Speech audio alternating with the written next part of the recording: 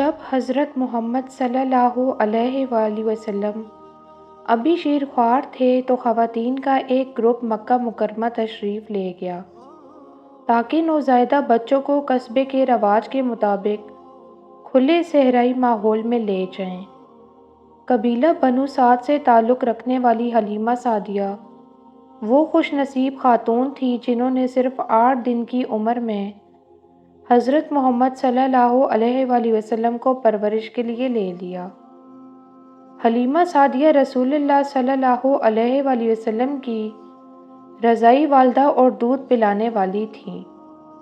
حلیمہ سعدیہ رضی اللہ عنہ بنو سعد کی بدو عورتوں میں سے تھیں جو مکہ کے مضافات میں واقع دیہات میں رہتی تھیں۔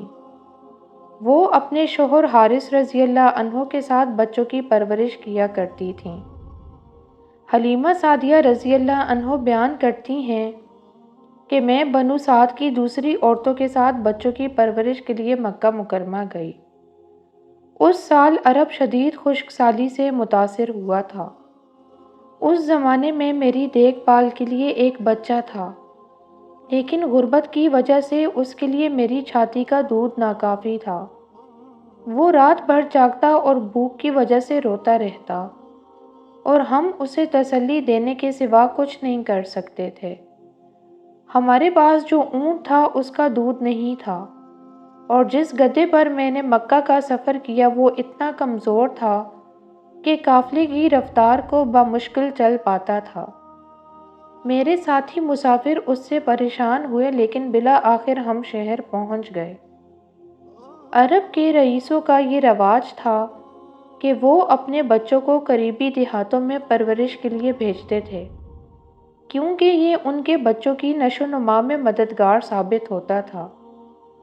دوسرا فائدہ یہ تھا کہ وہ ان کی طرف سے بولی جانے والی خالص عربی زبان سیکھ سکتے تھے۔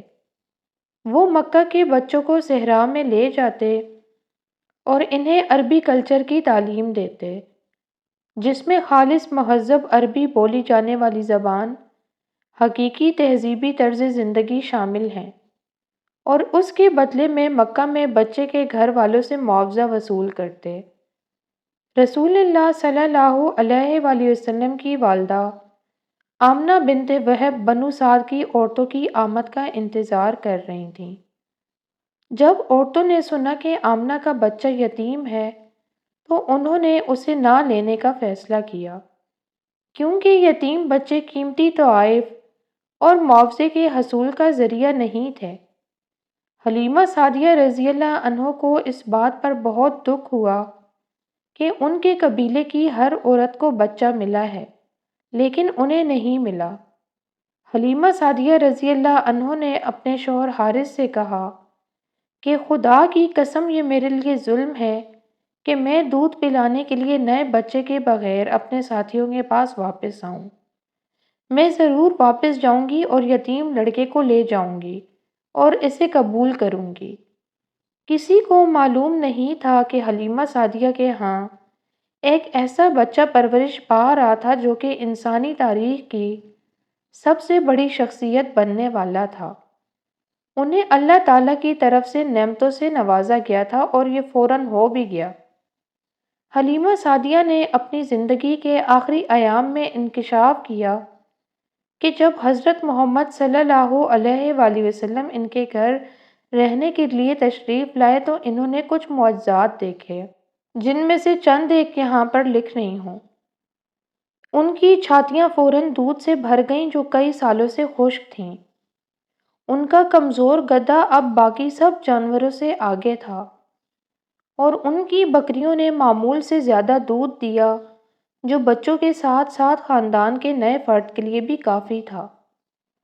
جب حلیمہ سعدیہ مبارک بچے کو گھر لے آئیں تو ان کی ایک بیٹی شائمہ اور اس کا چھوٹا بیٹا عبداللہ پیدا ہوا۔ شائمہ کی عمر تقریباً 5 سال تھی اور وہ محمد صلی اللہ علیہ وآلہ وسلم کی دیکھ بھال میں اپنی والدہ کی مدد کرتی تھیں۔ وہ محمد صلی اللہ علیہ وآلہ وسلم کو غسل دیتی اور سیر کے لیے لے جاتی اور ہمیشہ پیار سے گلے لگاتی۔ شائمہ نے اس بچے کی برکت سے اس کے خاندان میں غربت سے سکون تک آنے والی تبدیلیاں دیکھیں۔ وہ حضرت محمد صلی اللہ علیہ وآلہ وسلم کے بارے میں گیت گاتی تھیں اور کہتی تھی، اے ہمارے رب، محمد صلی اللہ علیہ وآلہ وسلم کو ہمارے لیے زندہ رکھ تاکہ میں انہیں نوجوان اور پھر قائد بنتا دیکھوں۔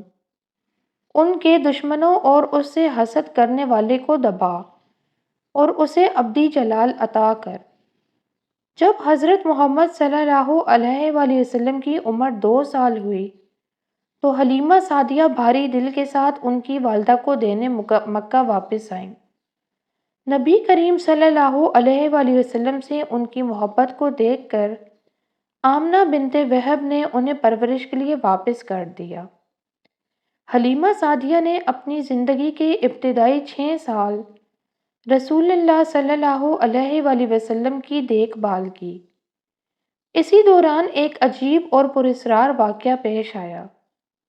جب حضرت محمد صلی اللہ علیہ وآلہ وسلم 5 سال کے تھے تو ان کے رضاعی بھائی ان کے ساتھ کھیل رہے تھے کہ اچانک حلیمہ سعدیہ رضی اللہ عنہ اور ان کے شوہر نے دیکھا کہ ان کے بیٹے محمد صلی اللہ علیہ وآلہ وسلم کے رضاعی بھائی یعنی عبداللہ بھاگتے ہوئے واپس آئے اور چیختے ہوئے کہا کہ سفید لباس میں ملبوس 2 آدمیوں نے میرے بھائی کو پکڑ لیا اور اس کا سینہ کاٹ دیا۔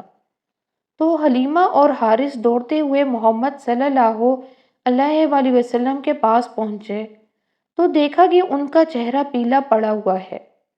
جب انہوں نے اس سے پوچھا کہ کیا ہوا ہے تو حضرت محمد صلی اللہ علیہ وآلہ وسلم نے کہا، 2 آدمی آئے اور میرا سینہ کھولا اور اس کا ایک حصہ لے لیا، اور اس کے بعد حلیمہ سعدیہ محمد صلی اللہ علیہ وآلہ وسلم کو مکہ واپس لے گئیں اور ان کی والدہ کو بتایا کہ کیا ہوا ہے۔